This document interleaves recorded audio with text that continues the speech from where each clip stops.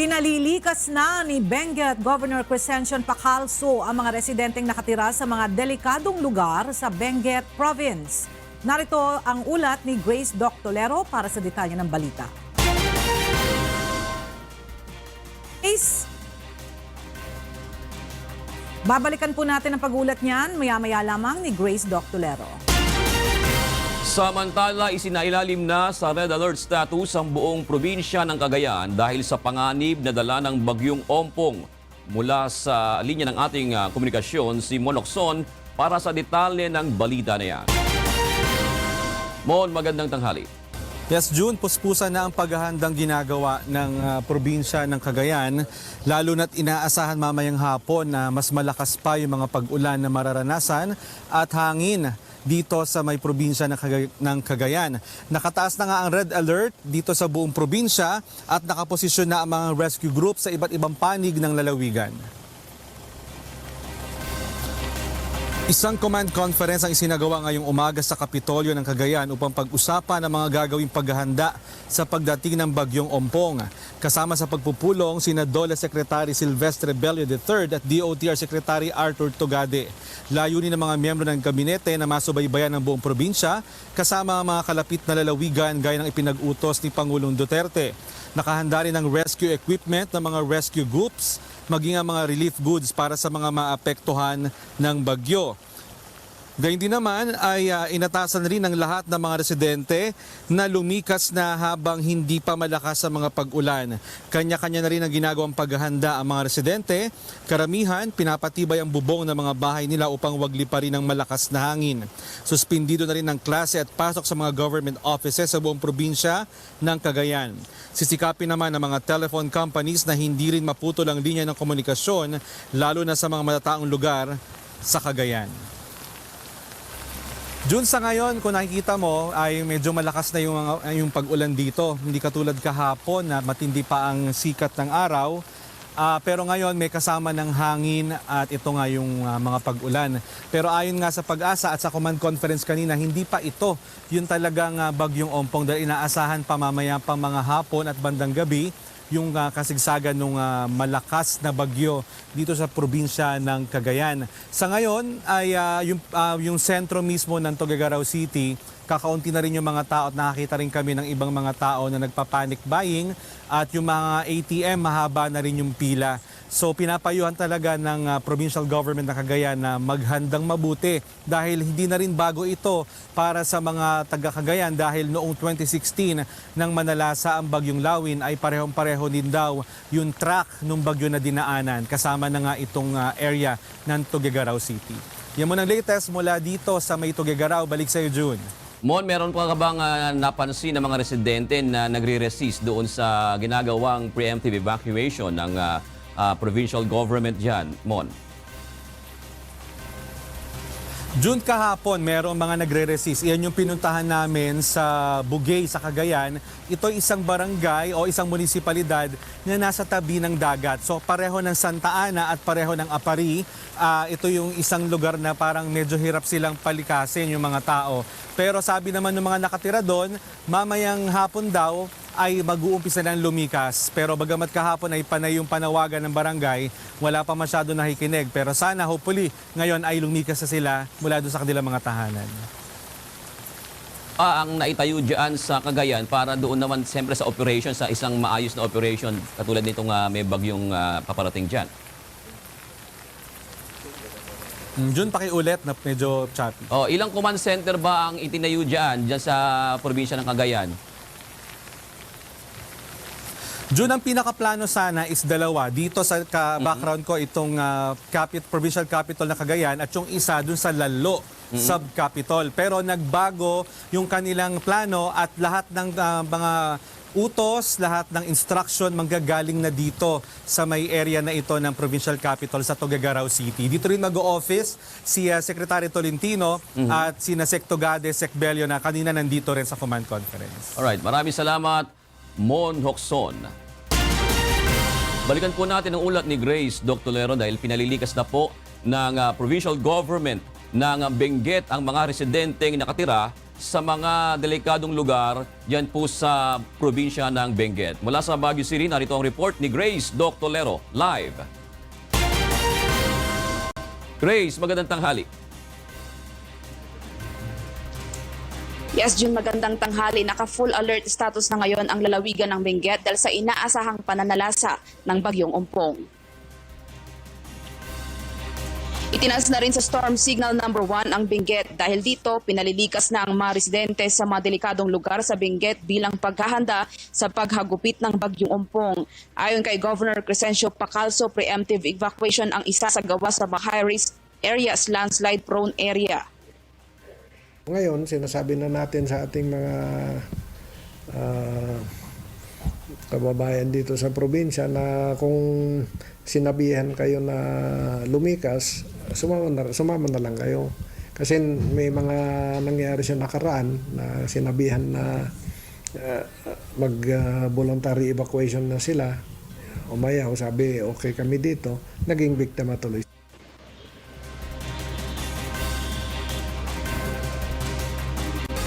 Mamayang hapon, June, kung lalakas pa ang ulan ay posible ring ipatupad ang forced evacuation.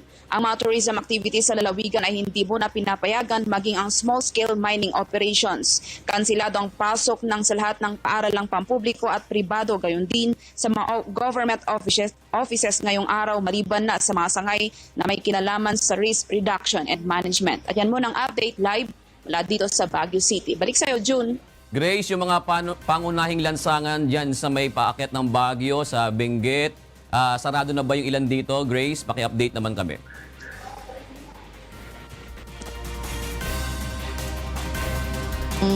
Halos 2 buwan na, June, na sarado dito sa Baguio City sa mga turista o sa ating mga kababayan na aakyat dito sa Baguio City. Ang daan lang na pwede nilang daanan is Nagilian Road at Marcos Highway. Pero sabi ni Regional Director Robin Carandang ng Office of the Civil Defense, ina-advise niya na huwag na muna silang umakyat dahil nga delikado dahil nga itong parating na bagyong Ompong. Yung Cannon Road ba yung sinasabi mo kanina dahil hindi namin narinig? Yes, June, yung Cannon Road mula pa noong August 17 sarado na ito dahil alam natin na delikado kahit na hindi nag-uulan itong mga nakaraang araw. Pero sabi ng Mines and Geoscience Bureau na talagang delikado itong Cannon Road kaya sarado pa rin ang Cannon Road. Alright, maraming salamat. Grace Doctolero, nagulat mula sa Baguio City. Pinag-iingat ng Department of Health ang publiko sa mga sakit na maaaring makuha sa baha, lalo na tinaasahan ng pananalasa ng bagyong Ompong. Samantala, naka-preposition na ang mga medical supplies at gamit sa mga reyon bilang paghahanda sa pagsalanta ng bagyo, lalo na sa Northern Luzon. Narito ang ulat ni Aiko Miguel. Nagbabala ang Department of Health sa publiko lalo na sa mga magulang na bantayang mabuti ang kanilang mga anak at pagbawalang magbabad o lumangoy sa baha dahil sa sari-saring sakit na maaring makuha dito. Bukod sa leptospirosis, kabilang sa pangunahing malubhang sakit na maaring makuha tuwing may pagbaha ay ang dengue, ubo at sipon o trangkaso, mataas na lagnat at kolera.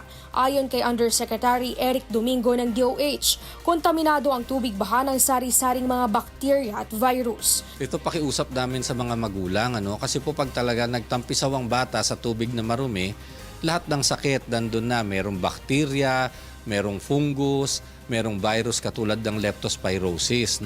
Halo-halong pollutants anya ang nasa tubig baha, lalo na sa mga lugar malapit sa estero, palikuran at sa mga sewerage system. Hindi natin alam kung saan ang galing yung tubig na yan, na kasama na po yung dumi galing sa imbornal, kasama na po yung dumi sa kalye. At pag nainom pa siyempre ng bata ito habang nagsiswimming siya at naglalaro doon, papasok pa sa katawan niya. So napakarami pong sakit na makukuha sa maruming tubig at hindi po dapat ito gawing laruan ng mga bata. Pinakadelikadong mangyari ang makainom ng tubig baha ang isang bata na maaaring pagmulan ng diarrhea o kaya ng malubhang sakit na kolera. Mahalagaan niya na masiguro ng mga magulang na may supply ng malinis na tubig inumin, panghugas ng kamay at panligo sa loob ng tahanan tuwing bumabagyo. Paalala ng DOH, kapag nakaranas ng pagtatae ng mahigit 4 na beses isang araw, magpa-ospital na upang maagapan ang dehydration. Naka-code white alert naman ang DOH sa lahat ng ospital sa buong bansa.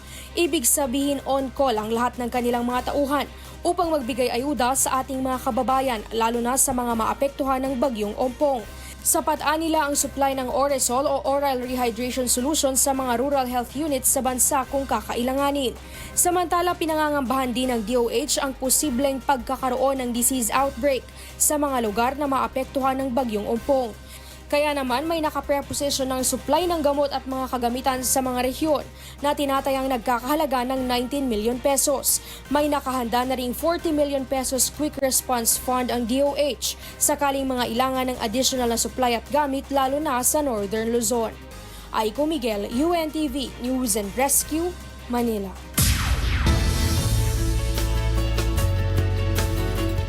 Nararamdaman na sa silangang bahagi ng bansa ang epekto ng bagyong Opong habang patuloy itong papalapit sa mga probinsya na maaari nitong maapektuhan. At para bigyan tayo ng update sa bagyong Opong, nasa UNTV Weather Center si Ray Pelayo.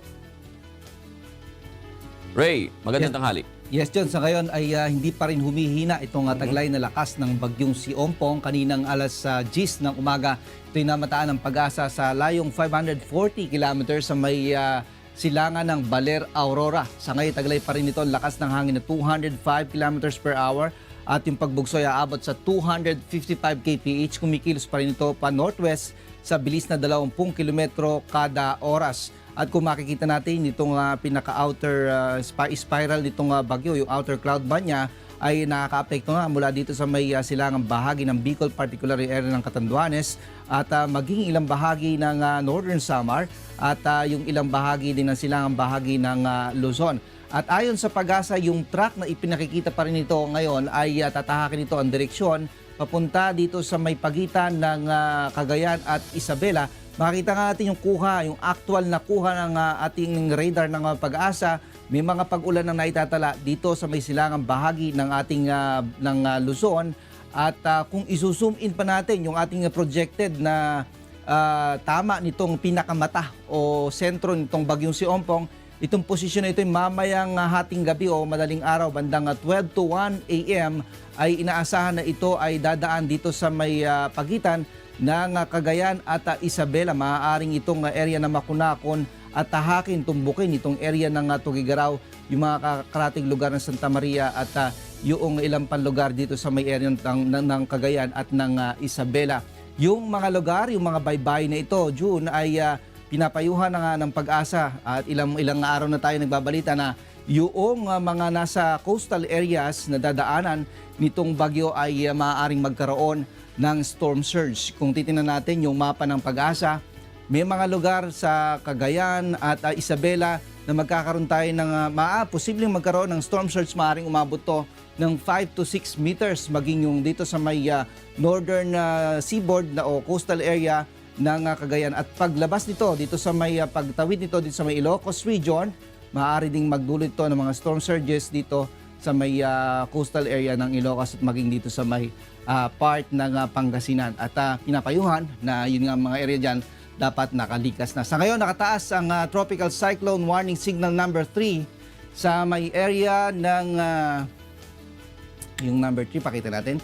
Cagayan kasama na ang Babuyan Group of Islands, Apayao, Abra, Kalinga, Mountain Province, Ifugao, Nueva Vizcaya, Quirino at Northern Aurora. Ang signal number 2 naman ay nakataas sa Batanes, Ilocos Norte, Ilocos Sur, La Union, Benguet, Pangasinan, Tarlac, Nueva Ecija, Southern Aurora at yung Northern Zambales. Sa mga lugar na yan, makakaranas ng masungit pa rin na panahon. Samantalang signal number 1 ay nakataas sa may Southern Zambales, Pampanga, Bulacan, Bataan, Rizal, Metro Manila, Cavite, Batangas, Laguna, Quezon, kasama na ang Pulillo Island, Northern Occidental Mindoro, kasama na ang Lubang Island, Northern Oriental Mindoro at yung area ng Masbate dyan sa may Bicol ay signal number 1 din. Signal number 1 din sa may Marinduque, Camarines Norte, Camarines Sur, Catanduanes, Albay, Sorsogon, Burias at Ticao Island, yung Northern Samar dyan sa may area po ng Visayas. Sa mga lugar naman po na sa ilalim ng signal number 1 ay makakaranas pa rin po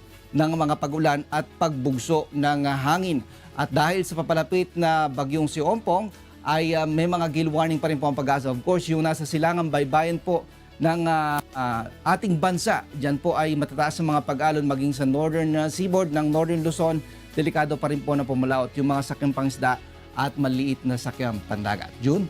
Ray, nasabi mo kanina yung banta ng storm surge o yung daluyong na sinasabi nga nila. Yun bang 6 meters na taas nito na posibleng taas ay kasing taas ito ng 2 palapag na bahay? Tama ba, Ray? Correct, June. Yun ang in-estimate ng pag-asa.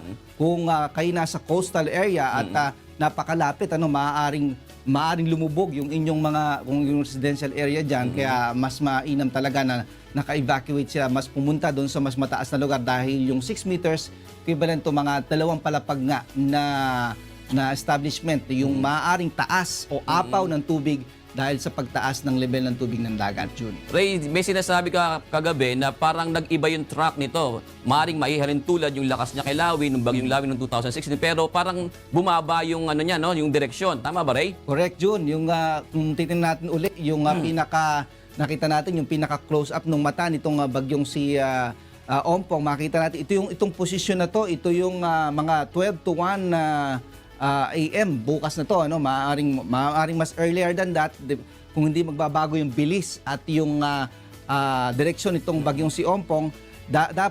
Yung unang projection natin o unang forecast ng pag-asa, maaaring dapat sa taas pa siya na ang Cagayan, pero ngayon medyo bumaba siya at dito na nga sa pagitan ng Cagayan at Isabela area, maaaring maglandfall o tumama yung pinakasentro o mata. Nililinaw lang natin, June, yung mata ito yung sentro lang, pero yung lawak ng bagyo, kung titignan natin yung satellite ng pag-asa, yung actual nakuha ng satellite ng pag-asa, makita natin yung actual na sukat 900 meters, 900 kilometer, yung lawak niya. Kaya makikita natin, kahit na hindi katamaan ng pinakasentro itong bagyo, yung pinakalawak nito, kung ito'y papasok dito sa halos sakop niya, yung buong Luzon, makikita natin na maapektuhan talaga at maaaring mahagip pa rin tayo dito sa Metro Manila, which is yung Metro Manila, medyo makulimlim na rin tayo ngayon, kumbinas yung epekto ito ng bagyong Ompong at nung tinatawag natin na habagat o southwest monsoon,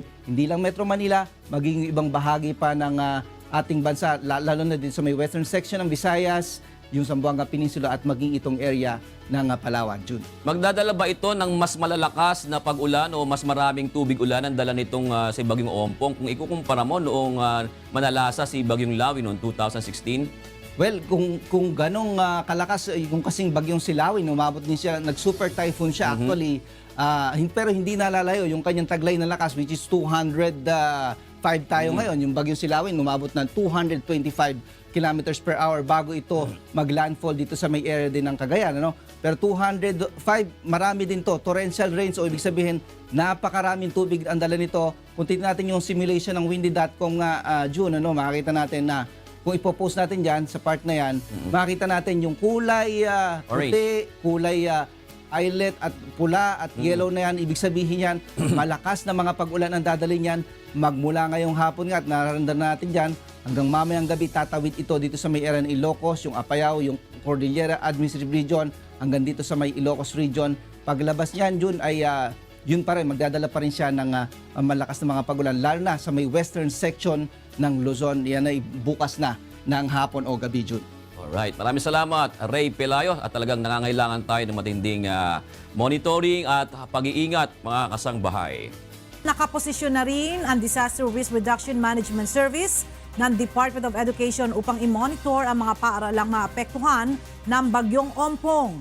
At mula sa Quezon City, nasa linya ng ating komunikasyon si Aiko Miguel para sa detalye ng balita. Magandang tanghali sa iyo, Aiko. Yes, Ella, magandang tanghali. 24/7 red alert duty na ang mga staff ng DepEd Disaster Risk Reduction Management Service o DRRMS upang mag-monitor sa 76 na school division sa bansa na maapektuhan ng Bagyong Ompong. Batay sa ulat na iprinisenta ni Secretary Leonor Briones kahapon sa Command Conference kasama ang Pangulong Duterte, tinatayang 7.7 milyon na mga mag-aaral sa 19,704 na paaralan sa 11 rehiyon ang matatamaan ng pagsalanta ni Ompong. Nakahanda na na anya ang mga temporary learning spaces o TLS para sa mga maapektuhang mag-aaral. May nakaposisyon na ring personnel ang DepEd para sa clean-up at minor repair sa mga paaralan. Nakapreposisyon na rin ang mga hygiene kits, learners, teachers kits, maging ang emergency school feeding. Maitinalaga na ring staff ang DepEd sa Office of the Civil Defense Emergency Operations Center upang mag-monitor sa kalagayan ng mga madadaanan ng bagyo. Naka-standby na rin ang kanilang karagdagang manpower sakaling kailanganin pa sa mga resyong lubhang maapektuhan ng pagbaha dulot ng bagyo. Nagbaba na rin ang kautusan ng kalihim sa mga opisyal ng bawat regional at divisions DepEd offices na patuloy na makipag-ugnayan sa LGUs para sa mga interagency local emergency action na kikilos sa pagresponde sa mga masasalanta ng bagyo. May nakalaang emergency funds na din ng DepEd para sa augmentation ng mga pangailangan sa mga school divisions sa bansa. Ela, bukas ang emergency hotline ng DepEd DRRMS para sa mga katanungan at ulat na nais iparating ng publiko at ang mga sakop na mga school division na maapektuhan nga ng bagyo. Maaari ring bisitahin ang kanilang website sa drrmo at deped.gov.ph para sa bagyo tips. Yan muna ang latest live. Balik sa iyo, Ella. Maraming salamat, Aiko Miguel Live na nagulat mula sa Quezon City. Samantala, nagsimula na ring maramdaman sa probinsya ng Catanduanes ang bagsik ng bagyong Ompong. Sa ngayon ay nararanasan na sa lalawigan ang malakas na buhos ng ulan at malalakas na ihip ng hangin. Sa ngayon ay suspendido na ang klase at sa lahat ng antas sa buong Catanduanes. Gayon din ang pasok sa trabaho na mga nasa pampublikong tanggapan. Halos wala na rin mga sasakyan na bumibiyahe sa mga kalsada dahil sa lakas ng buhos ng ulan at ihip ng hangin sa buong lalawigan. Maulap na lagay ng panahon at katamtaman ang lakas ng hangin ang nararanasan pa lamang ngayon ng mga residente sa Batanes. Bagamat nakaranas na sila ng bahagyang pag-ulan kanina madaling araw, sa kanlurang bahagi ng Basco, Batanes ay mapapansing bahagya pa lamang ang paglakas ng mga alon. Naka-alerto na rin ang mga residente dito sa pagtama ng bagyong Ompong. Wala pang inilabas na desisyon ng Makati Regional Trial Court Branch 148 sa mosyon ng Department of Justice na iparesto si Senador Antonio Trillanes IV kasunod ng pagpapawalang bisa sa amnestiyang ibinigay nito ng nakaraang administrasyon. Muli namang iginiit ni Pangulong Rodrigo Duterte na wala itong direktibang arestuhin ng senador hanggat walang inilalabas na arrest warrant ang korte. Narito ang report ni Rosalie Cos. Matapos ipag-utos ng Makati Regional Trial Court Branch 148 na magsumite ng komento ang kampo ni Senador Antonio Trillanes sa petisyong isinumite ng Justice Department na magpalabas ng arrest warrant laban sa kanya, nanindigan si Pangulong Rodrigo Duterte na wala siyang utos na ipaaresto ang kanyang pangunahing kritiko. Ginawa ng punong ehekutibo ang pahayag sa Camp Aguinaldo kahapon matapos ang kanyang command conference hinggil sa ginagawang paghahanda ng mga tanggapan ng pamahalaan bago ang pananalasa ng bagyong Ompong. Ayon kay Pangulong Duterte, walang interes na arestuhin ang mambabatas hanggang walang utos galing sa korte. The military does not have the interest. I do not have the interest. He can stay there as a border.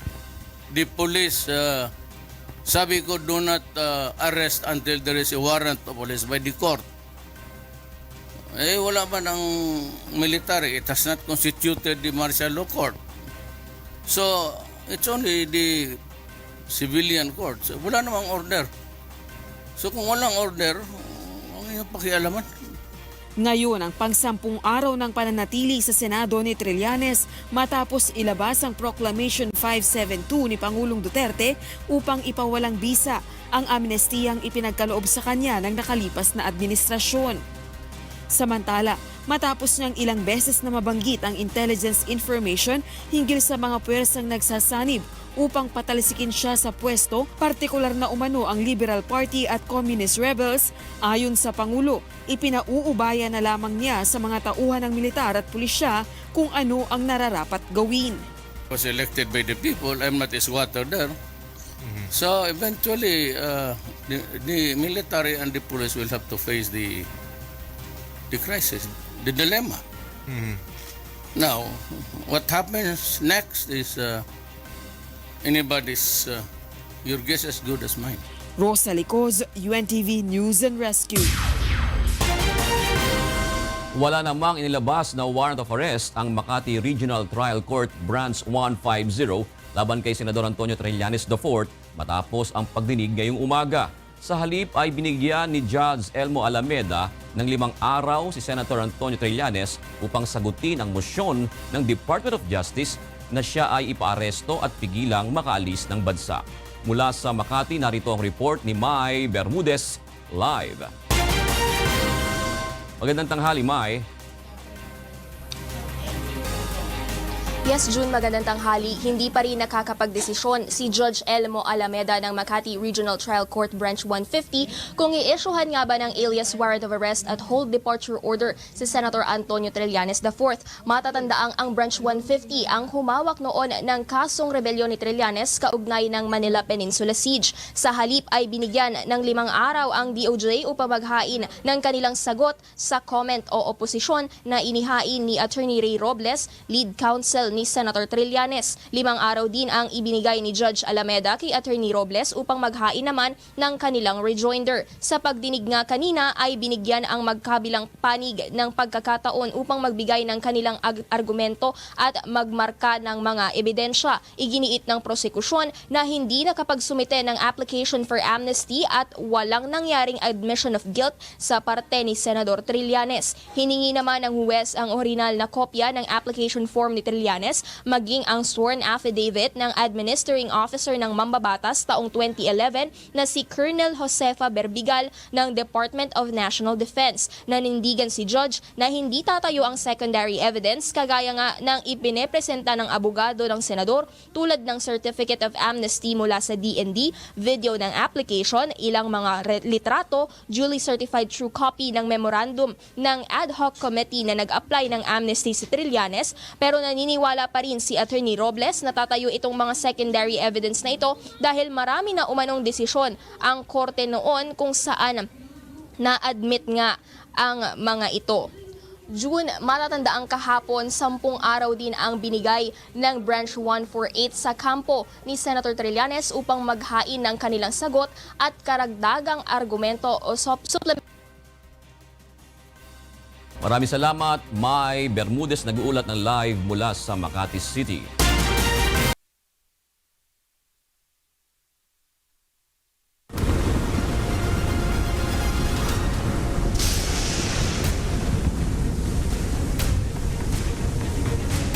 Bagsak presyo ngayon ng ilang uri ng isda sa Hagonoy, Bulacan dahil sa maagang paghango sa mga ito sa mga palaisdaan. Mula sa Bulacan, narito ang ulat ni Nestor Torres live. Yes, Nestor. Yes, Jude, magandang tanghali. Maraming ang mga fish pet owner dito sa Bulacan ang humango sa mga palaisdaan sa Hagonoy, Bulacan upang hindi malugi kapag nanalasa na itong bagyong Ompong.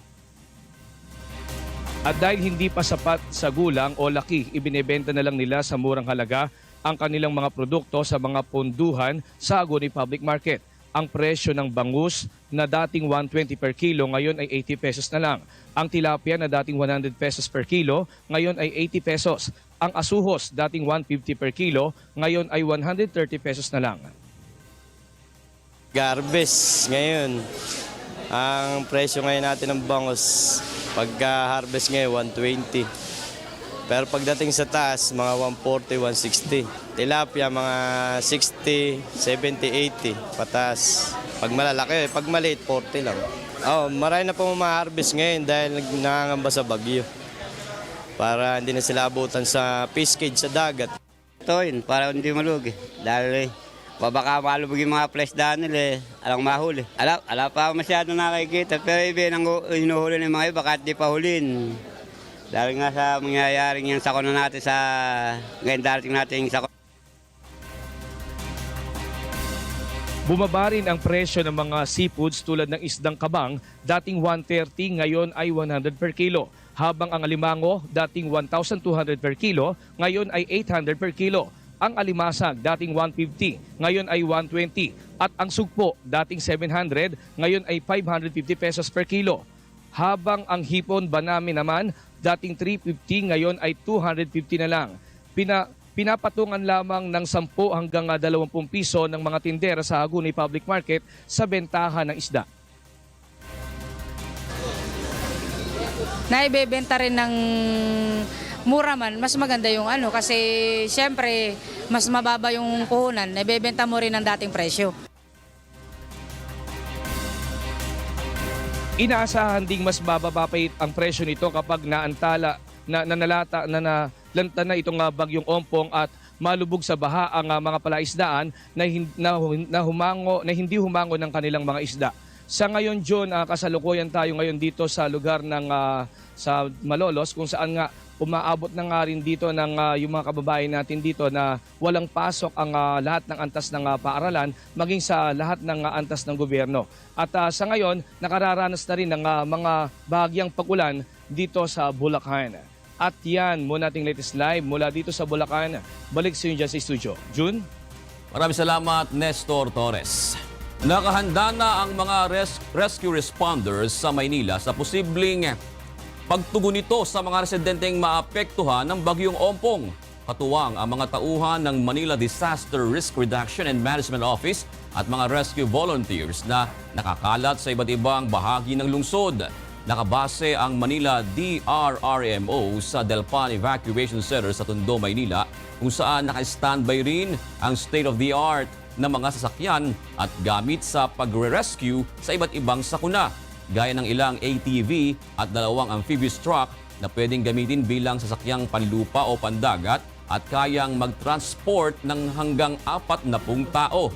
Nakaantabay rin ang ilang fiber motorboat, rescue truck sa may mga gamit o na may mga gamit pang extricate ng mga biktima at isang communication van na magsisilbing command center sa mga rescuers. Babalikan po natin si Alan Manansala sa kanyang ulat dahil nagsana rin po ang mga stranded sa iba't ibang pantalan sa Bicol Region. Alan, magandang tanghali. Ulat ng ipinalabas ng Office of the Civil Defense Region 5, nasa 1,367 ang bilang ng mga pasaherong naantala sa kanilang biyahe dulot niya ng bagyong Ompong. Kabilang din sa mga naabala ay ang 269 na rolling cargo, 22 bus, 24 na sea vessel at 5 motorized bangka. Ayon kay Cesar Adornado, ang Disaster Risk Reduction and Management Office o ng Office of the Civil Defense Region 5, posible pa itong madagdagan hanggang mamayang hapon hanggat hindi pa ibinababa ang storm signal sa rehiyon. Samantala, June, kaninang umaga nakapagsimula ng mamahagi ng relief goods ang probinsya ng Catanduanes sa bayan ng San Andres. Nabahagian na rin ng relief goods ang 2,100 na mangingisda na pinagbawalang pumalaot dahil sa bagyo. Kasabay nito, June, itinaas na rin ng local government unit ng Catanduanes ang alert level ng probinsya sa Code Bravo sa ilalim ng Project Listo ng lokal na pamahalaan. Sa Matnog, Sorsogon naman, kanya-kanya namang diskarte ang mahigit 1,000 pasahero kung papaano nila mairaraos ang gabi. Ang ilan ay tanging sa upuan na lamang sa loob ng port isinandala ang kanilang mga katawan upang makatulog, habang ang ilang mga driver at pahinante ng rolling cargos sa loob lamang ng driver seats nakipagsiksikan para makatulog. Ang iba idinaan sa paglilibang ang pagpapalipas ng gabi. June, ayon sa Philippine Coast Guard ng Matnog, Sorsogon, hanggang mamaya patuloy silang dadagsain ng mga pasaherong patawid sa Kabisayaan at patuloy umanong madadagdagan ang mga maantala hanggat hindi ibinababa ang storm signal ng bagyong Ompong. John, sa ngayon, simula kaninang umaga hanggang sa kasalukuyan ay patuloy tayong nakararanas ng mahina hanggang sa katamtamang pagbuhos ng ulan dito sa Camarines Sur. Yan muna ang latest mula dito sa Camarines Sur, June. Maraming salamat, Alan Manansala. Inilagay na ng mga mangingisda sa palibot ng Taal Lake ang kanilang mga bangka sa matataas na lugar upang maiwasang masira sa pananalasa ng bagyong Ompong. Mula sa Laguna, nasa linya ng ating komunikasyon si Sherwin Kulubong para sa detalye ng balita. Sherwin? Yes, Ella, abala na nga ang mga residente sa Barangay Kalumayin, Cuenca, Batangas sa pagdating ng malakas na bagyong Ompong. Tulad na lamang ni Mang Rogelio na natutunaw umano sa mga nagdaang malalakas na bagyo na sumira sa kanilang bahay. Kaya kahit hindi naman direktang tatamaan ng bagyo ang Batangas, itinali na niya ang kanyang bahay at iniligay na rin niya sa mataas na lugar ang kanyang bangka upang huwag mawasak ng bagyo. Namin ang aming mga sasakyan at saka nagtali na rin kami ng mga bahay. Ay ngayon lang kami naghanda at mabilis, malakas daw yan. Dahil hindi sila makakapunta sa bayan ng Cuenca gamit ang bangka kapag may kalamidad. Naghahanda na po ng mga pagkain para kung anumang kalamidad ang dumating, nakahanda po ang lahat ng tao. Ilan lamang sila, June, sa mga residente na nakatira sa palibot ng Taal Lake na abala na sa paparating na bagyo. Samantala, nagsagawa na rin ang pagpupulong ang City Disaster Risk Reduction and Management Office ng San Pedro dahil sa paparating na bagyo. Kabilang ang syudad ng San Pedro sa mga mayroong landslide at flood-prone areas dahil malapit ito sa Laguna Lake. Bunso nito, June, inalerto na rin ng Laguna Provincial Disaster Risk Reduction and Management Office ang lahat ng kanilang nasasakupan upang ipwesto na ang kanilang mga gamit sa mga high-risk areas sa probinsya. Samantala, June, umabot na sa 600 na stranded passengers ang nasa Port of Batangas. Mahigit 70 na mga sasakyan naman ang nasasakay ng mga ro-ro vessel ang stranded din. Bunso nito, nananawagan ng Philippine Coast Guard sa mga kababayan nating nagpaplanong bumiyahe na maghintay na lamang ng abiso kung kailan uli magkakaroon ng biyahe upang wag silang maantala sa terminal ng Pantalan. At yan ang ating balita. Balik sa iyo, Ella. Maraming salamat, Sherwin Culubuang, live na nagulat mula sa Laguna. Nakaantabay po mga kasambahay ang puwersa ng UNTV News and Rescue para rumesponde sa mga mangangailangan ng tulong kaugnay ng pananalasa ng bagyong Ompong.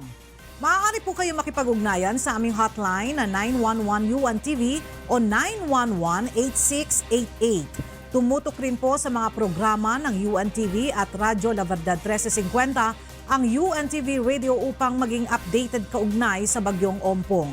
Mag-ingat tayo mga kasambahay ngayong nagbabanta ang malakas na bagyo. Mayabang na rito ang mga balita na ating tinututukan sa iba't ibang panig ng bansa. Kabilang sa prioridad ng bagong talagang direktor ng Police Regional Office 9 ang pagbuwag sa mga private armed groups sa rehiyon. Narito ang ulat ni Dante Amento. 5 aktibo grupo del private armed groups el continua taas si apas el Oficina Regional de Policía 9. Asigon con el nuevo director del PRO9 si Police Chief Superintendent Emmanuel Luis Licop. Uno na disuyo prioridad amo el man neutraliza con el mga private armed groups na rehiyon. Incluido aquí el grupo de Jamilon Tukalan, Jaha Lamon, Kadju Tungayaw. We have to do something. We have to investigate. We have to continue on the private armed groups na sinasabi ni General Beltran. That's one thing that I want to focus on. Manana con esos tan operate na que se llama Triple SB o Sibuco, Siraway Siocon ibaligian na probinsya del Zamboanga del Norte. Ellos es responsable con el mga illegal logging, extortion, kidnapping y después el man turnover na Abu Sayyaf. Admitido el PNP que puede usar también el mga politiko, especialmente cerca ya el eleksyon. That's one concern, big concern. Because I know I was briefed that the warring factions here are getting hit up.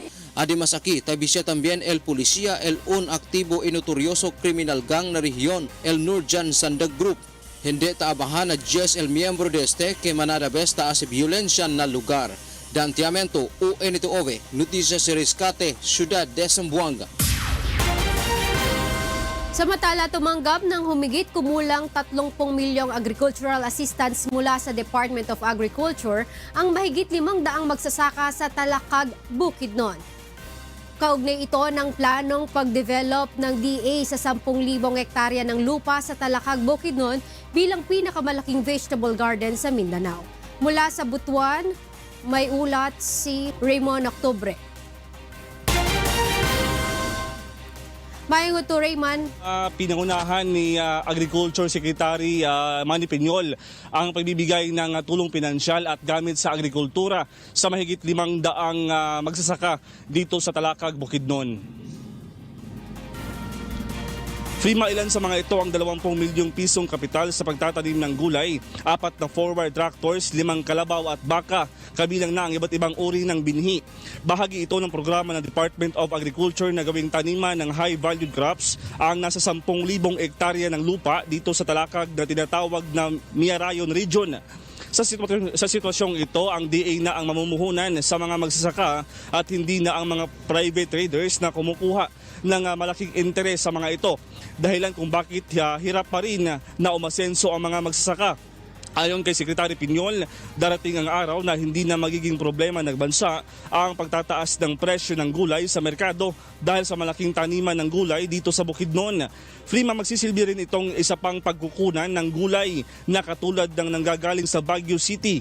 Kaya naman, inaasahang makakatulong rin ito sa pagpapababa ng presyo ng gulay kahit pa makaranas ng bagyo ang Northern Luzon. Base sa pag-aaral ng DA, malamig ang klima at mataba ang lupa hindi lang sa Talaga o sa Talakag, pati na rin sa kalapit nitong mga lungsod na suitable na pagtaniman ng gulay. Hindi rin tinatamaan ng malalakas na kalamidad gaya ng bagyo ang Bukidnon.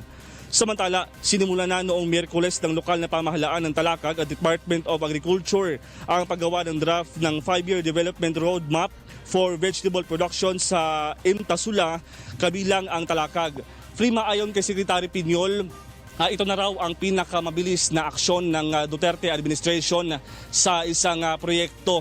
Kasi 5 araw nga ang nakaraan nang galing si Secretary Piñol sa lugar na ito at nangakong magbibigay ng tulong sa mga magsasaka. At ngayon nga ay naibigay na nga yung mahigit 30 milyong tulong para sa kanila. At ayon nga sa kalihim, ay makukonsidera na rin ang Bukidnon na pinakamalaking taniman ng gulay na mas malaki pa sa Cordillera. At yan munang latest, balik sa iyo, Frima. Maraming salamat, Raymond Octubre, nag-uulat mula sa Bukidnon City. At yan ang ating mga balitang prom. Di ako si Frima Salonga Gloria. Magandang tanghali. At yan ang mga balitang aming tinutukan at inaksyonan dahil sa aming pagbabalita. Una, ang pagkalinga sa kapwa. UNTVC News, may balita sa amang panig ng daigdig. Magandang tanghali at Ingat ka, kasangbahay!